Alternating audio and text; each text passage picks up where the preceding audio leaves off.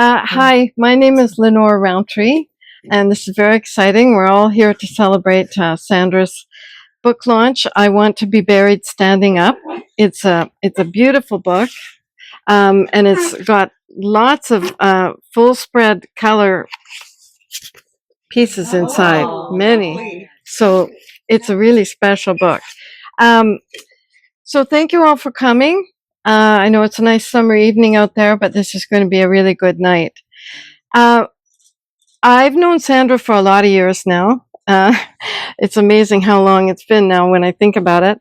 Mostly through the writing world, but then through the painting world, I started to run into her at the odd art show, and then I started to buy her paintings, and now I have some of her lovely floral paintings, and she also does beautiful architectural work. So that's beautiful work that she does. And along the way, Sandra and I co-wrote a play together with Jagger, who's also here. Take a little bow there, Jagger, and a couple other folks who aren't here. They're lost. Anyway, and that play was produced as part of the Heart of the City Festival about just before COVID. And then again up on the Sunshine Coast at the Heritage Theatre up in Gibsons. And we've run into each other at lots of other events, some of which we've contributed writing to. Seema is here from one of the events that she was the editor of a book called Off the Map that Sandra and I both contributed to. But tonight we're here to celebrate Sandra's latest book. I'd just like to tell you a little bit about Sandra first, please. Sandra Yuen is a visual artist, a writer, a musician. She's a drummer, I know. What else do you do? Public speaker. And I know that, but what other instruments? Oh, just the drums. Just the drums. Just the drums. Drum kit. Anyway, she's a good drummer. She's kind of like Meg White on White Stripes. That's who I think she's channeling.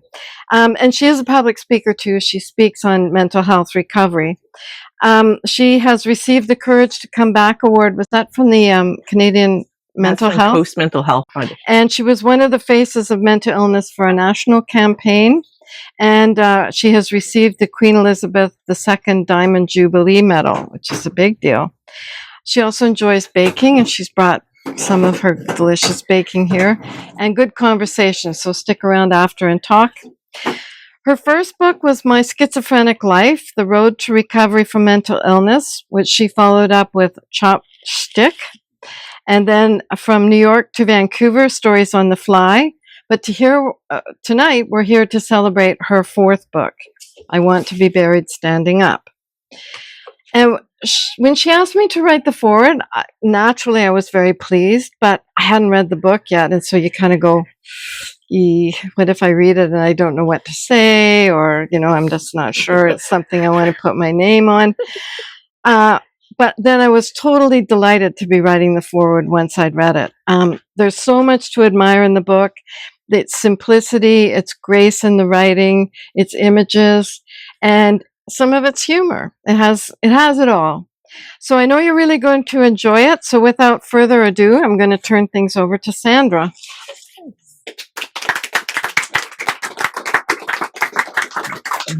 Thanks, everybody. So I just want to thank you all for coming, and I want to thank Lenore, first of all. I just want to say Lenore has mentored me and given me support on many different levels. She's also a retired lawyer and teacher, and now she's a full-time writer. She's also a mental health advocate like me. She earned an MFA in creative writing at UBC and spends time commuting on ferries to and from Gibsons. She came from Gibsons today to pick me up to bring me here, so that's how great she is.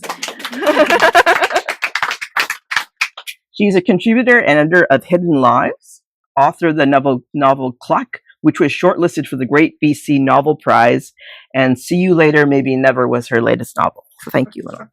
Okay. I'd also like to thank several hundred people, including, I'd like to first thank Betsy Warland, who's not here tonight, but she was giving me some mentoring around my writing, and she said to me, Sandra, I think you have something here that is publishable. You have enough poems for a book. And then she proceeded to suggest publishers for me, and then she also helped me with a letter. So thank you, Betsy Warland, for helping me very much. I also like to thank Seema Shaw and Kate Bird, also editors on Off the Map. Lenore and I both were published in that anthology. And John Hilderman, who's not here right now, he's a mentor who helped me develop my craft and think as a writer. He taught me about assonance and consonants and alliteration and what the word tree means and all the meanings of the word tree and how to put that in a theme and how to write poetry. So he's great. I'd like to thank Pies and Poetry events held by Club Soda, including Connor and Charlie. Charlie's way off overseas now. And Friends of the Gachet Writers Group that we meet at the Recovery Cafe every Friday, 10:30 to 12:30. I'd like to thank Bruce Ray, who leads that group, Quinn, Rory, Tom, Kat, Ben, Ray, and many others. I'd like to thank Karen Clavel. She was the editor in Winnipeg who helped me mold and refine my raw scribblings. She was great. We worked on it for 3 weeks intensely, day and night. It was quite the experience to work on that. I'd like to thank Matt Jowdry, my publisher at Bay Press in Winnipeg, and Lucas, who did the amazing layouts for this book, and all the people at Bay Press that make it such a great publisher. I'd like to thank Jonathan Cruz, who's cruising around taking photographs today. And People's Co-op Books for offering this wonderful space to celebrate the book. So thanks all. Thank you. For the people. Great. So this book has been a very long road. I started writing it about 5 years ago, I think it was, till today, actually being put up there. I'm so happy it's happening. It's kind of like a dream. So thank you for all coming for share this time with me. It's very, very great that you're all here. I'm going to speak a bit about the book and then read from the book, and then we'll open up for questions. And then if anybody wants to sign copy later, you can do that too. Okay, so one question people ask me is, how did you get published? Well, the secret is I'm not a studied poet, but I was fortunate. So sometimes if you try, the planets and the stars align and things happen, and what you give out comes back. So maybe there's just something out there working for me. I don't know. So if any of you out there have an idea for a book or a piece of writing, I encourage you to stick with it. Writing is something we can all do. It can be scribbling circles on a notepad, jotting down ideas, or full novels or plays. It can be an emotional release, as it was for me. It can be a tool to send a message. It can be entertainment, teach a concept, or provide humor. I think language and the written word is a way to communicate and very worthwhile in this fast-paced world of spectacle and technology. To sit and write takes patience, dexterity, and concentration. So I've got this mild form of ADHD, so I don't read a lot of books. I confess I don't. I absorb more through conversations than I do through the written word. So when I wrote this book, I was really in a time of deep transitions. A lot of changes were happening in my life. And that's when this kind of strange flow of words came out of me, like giving birth. Painful at times to journal about difficult events, but also I was writing very freely, like not censoring, not editing, and using a manual typewriter. So the tactile nature of pressing the keys slowed my thinking, and it kind of created a rhythm when I was typing. I also recommend writing by hand. It's very different than a computer keyboard. So I'd like to read a poem from the book called In the Papers. I start with this poem because I heard stories of people around age 27 who reach a certain amount of fame and success, and misfortune happens and they disappear or they pass on. So have you heard of the 27 Club? Anybody? Yeah, okay. So who are some people? Jimi Hendrix? Amy Winehouse, yeah. Morrison. Janis Joplin. Yeah. And Jean-Michel Basquiat as well. Yeah. So this is the poem I wanted to read. So it's the first poem in the book, and I just want to show you the picture that goes with it. So this is the picture. This is her. That's her. That's a watercolor I did. Okay, In the Papers. Did you hear about the girl with the green eyes? The one in the papers who came from a dairy farm. She wore a comb in her auburn hair, recited Tolstoy, sang like an angel, applauded, lauded in the industry, rose to the top of her game. Things got dicey. Hooked on pills, signed the wrong contract, millions down the drain, lost her will. Trapped in an abyss of oblivion when she stopped being real and became a legend. One poem. The next poem I'm going to read is called Shaving Cream. This is the image for that one. So this image I did, Emily Carr, like 1888 or something like that. It's like, so it was a dark room, and they lit the figure, and you had to draw in 3 minutes, like not take your pencil off in just 3 minutes, like just keep doing the tones to create that. So it was quite the project. Okay, let's read that poem. Kind of about the bohemian artist model. Okay. Shaving cream. He takes the shave brush, lathers his torso, takes a razor, begins to slowly shave his entire alabaster body. A fine, delicate sculpture.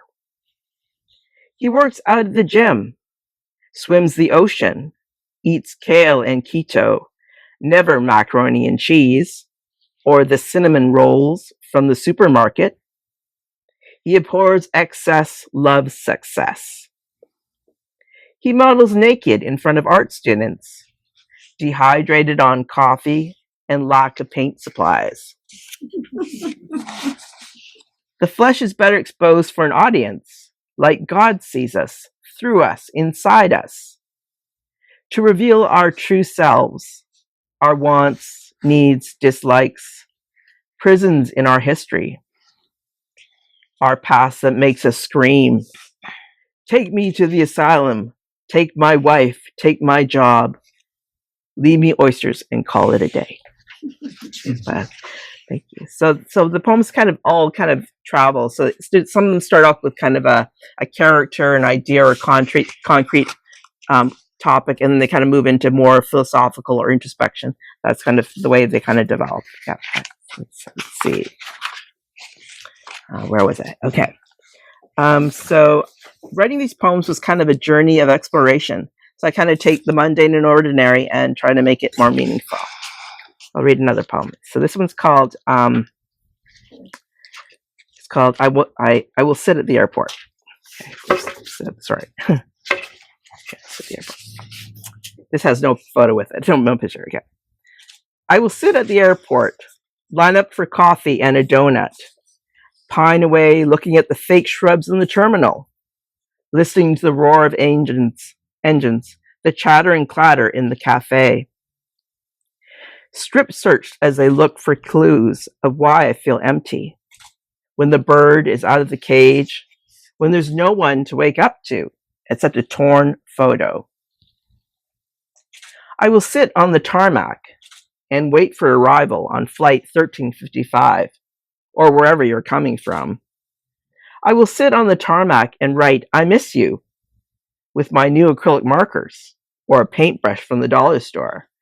I care, but on a budget. I only have $5 left since the ice cream cone I bought cost $6. Melting under fluorescent lights, I stare out the window in the early hours, caught in a holding pattern, waiting to catch you. Wow, thank you. We're going to have a little bit of combination of reading and dialogue back and forth.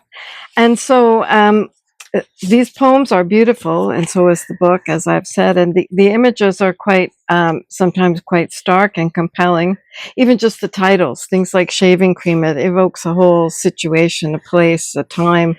It can, you don't know it's going to go to a man shaving his torso, but it already tells you a lot about probably what you're going to encounter, unless it's a woman doing her legs or something, but probably most of us didn't go there at first. It's just a powerful title. So this is a special book, but I'm wondering what makes it special to you, Sandra? Okay, well, the poetry, I kind of think it's kind of interesting because it's automatic writing. So basically, I would just sit there and let the writing flow from my pen or flow on the typewriter. So it kind of jumps, it kind of goes back and forth, slow and fast, like an insect or an animal. It goes in and out of different imagery and ideas. So that's just kind of the way I write, kind of a neurodivergent writing. also there's a dual nature in my writing. It's kind of like two sides of my brain talking to each other, or the character's voice and my character kind of conversing. So, and also I think it stems from living in times of change. We're all living in times of change. And personally for myself, dealing with a mental illness and just a way to express myself and let things kind of come out of me in that kind of organic way. Also, I think the art in the book is the other thing I kind of think is kind of cool. So there's over 20 plates of work that I did from 1980 to today. So a lot of different drawings and paintings. And so it's really like a lifelong journey really in this one book. And also there's kind of a dual nature in the paintings as well, some of the paintings as well. Like, for example, let's see, this is, it's called Lookout. So I use a lot of parallels, like a lot of like dualism or different characters, that like even red against green, or or one object against another object, just to kind of juxtapose things and make them kind of read as different energies coming from different directions, like yin yang and that kind of thing as well. So this book really didn't happen overnight. It took decades of accumulation of art, ideas, my life experience. So when you read it, I invite you to try to see it as if you were me, so you can see how I view, how I process. And I think that's the unique quality of reading any author's work, is that there's only one person who can write an original piece, right? I mean, I think AI could probably come up with something, but I think only a person can come up with an idea. Okay, you stick up for people. And I think once you have the art with the imagery, I think it becomes more than the sum of its parts. So that's kind of where I'm going with that. Okay, so I mean, we can all see what makes the imagery beautiful. There's a lot of beautiful work in I'm showing them this one. But it's harder sometimes to know what it is that makes writing good. So what do you think makes a good writer, Sandra? Oh, wow, that's a big question. I think you just got to be real, right? Like, take down the mask and just be real. Don't censor when you're writing your first draft. Just let the raw energy flow. Don't overwork it too much. Don't overthink it. Just keep it simple and go back and refine it. And I really think having like an editor or a writer circle is really helpful to get feedback and understand how other people interpret it. So it really gave me more objectivity and helped make it clear when I worked with Karen Clavel, because she really kind of posed the question, where are you going with that? What do you mean by that? And then I had to kind of stay, like, for me, it's kind of shorthand. It makes sense. But on the other end, like, what are people actually getting out of it? So that's what I learned about it. Yeah. I think it's osmosis. Like, you go through your day, you just kind of like, it's like you're at the grocery store and you grab things off the shelf. Like, I'll try this. And you put it together and you go home and make it something out, or make a recipe out of it, that kind of thing. So I think it's just like whatever comes into my periphery goes into the work. Like, if I'm having a conversation about, say, a cup, we met and you gave me a cup with my picture on it. And there's a poem about that in the book. There's a poem about the magic typewriter I typed on it. There's a poem about that in the book. There was a girl in my building who lost her keys. There's a poem about a girl losing her keys in the book. So it's kind of like, watch out, you might be in the book. No, I'm just kidding. I'm just saying, it's just whatever comes into my consciousness or subconscious kind of flows out into the writing. I think that's what it is. So it's very contemporary. It's very like in the moment, what's happening with me, like in like how I'm feeling that day or how it's going, and just concepts around like my age, like where I'm going. I'm just 60 now, and it's like that's why the title is kind of like that, and thinking about lifetime experience and having a different perspective, right? Rather than say writing when I'm 20. So and also I would say the writing's really changed too from when I started my memoir. Oh wow, 2010 that came out, and to writing this book, like the writing's completely different. I would say completely different. The magic typewriter. This is for you. It's no good, this typewriter. The keys stick. Letters are falling off. The register isn't even. It's too loud, too old, too much, too little, too late. Organic lemons are best, but this lemon of a typewriter, found perched in the lane, peed on by a dog, covered in ashes and dirt, drenched in the rain, dried out in the afternoon sun. Yet it's here today in the Smithsonian because she wrote her best tales on it. Lyrics, memories, fierce and fearless, acute and abundant with raw edges of reality, sharp yet sour, like a lemon.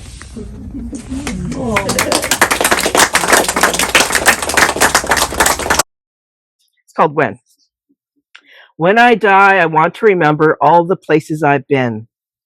Friends and lovers, the better times, the best times.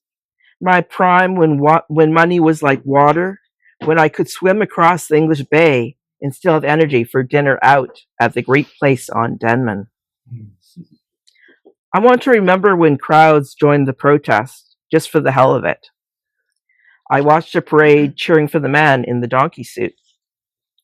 Remember when ice cream tasted like icicles, snow was white, youth was innocent before corruption, homelessness, letting go, because I am a beautiful loser.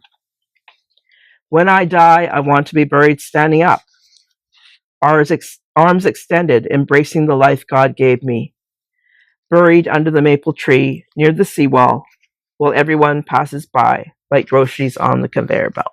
Oh, that's nice. Yeah. Great drawing. This drawing I did in Caldslangare, I guess 1985. That's 75. Yeah. So the title really. So I did choose the title, and then I thought, why did I choose that title? So basically, I kind of lived my life that way, kind of standing up, kind of like proactive, taking things on, trying to do things, trying to improve. And that's how I want to be buried, it's the same way, standing up. But then I heard that some places, because of land use and like limits, people are buried standing up. So I didn't know that, but that's actually a fact. I didn't know that. So there you go. It's an actual thing that I didn't know that. Yeah, but that's why the title. Yeah, thank you. I have a friend who's very well read, and we have great conversations about what's really happening in the world and insights into like politics and economy and philosophers, like, before Socrates, before, Stoicism, all of these things, like things that I can't even repeat all the stuff. He's really knowledgeable, but just through conversations, just questioning what's the underlying reasons behind things and why are we doing this? And the state of the world right now, it's not always a happy place. And all these poems are, funny or happy. There's some real kind of maybe deeper topics that I go into in some of these poems, but more meat to them, I would say, that kind of, I really struggle with some of the things that are happening in the world, and I want to put them in the poem, but not make it an essay, but just kind of touch on them and let them flow and have them kind of open and close and kind of fold like a flower, And I think it just touches on things. It doesn't label, this is this philosophy or that philosophy, but just kind of like questioning where we are in this time, and me also speaking from my age at this time and how I perceive things differently than when I was younger. So yeah, just conversations, just knowing, like I'm not like I haven't read a lot of poets. I've read some, but I'm not a really studied, poetry reader. I'm not a studied videographer. I just jump in and do it, And I think learning through doing is really how I learn. Like, it speaks from the heart. It speaks from my own voice. It's not necessarily from somebody taught me or somebody said, this is how you write a poem. It just kind of just flows. So it can be erratic, the flow can be back and forth, but that's just the way I write. It's kind of like that neurodivergent part of my brain, I guess. And I think because of my illness, my illness is kind of like being on LSD, but never been on LSD. Because like my brain is kind of like expands so much through all this stuff that I've digested and just ruminated over because of my mental illness, like hallucinations, false beliefs and things. And I think when I go back to the real world, I see things maybe a different way. I see it in my own way. And like when I wrote my memoir, it's very much about being in the view, like I didn't know I was ill, but what's a hallucination like that? How do you perceive that? And where does that go? Where does that go? So, but this book is really an anomaly for me. I'm just glad that it's out there. Thanks. Well, when I was about 5, my father's an architect, so he was in that room at the top of the house. He had his office up there, like home office, and he gave me paper to draw. Right, and it's just, Sandra, you can draw a horse with one line. That's pretty good.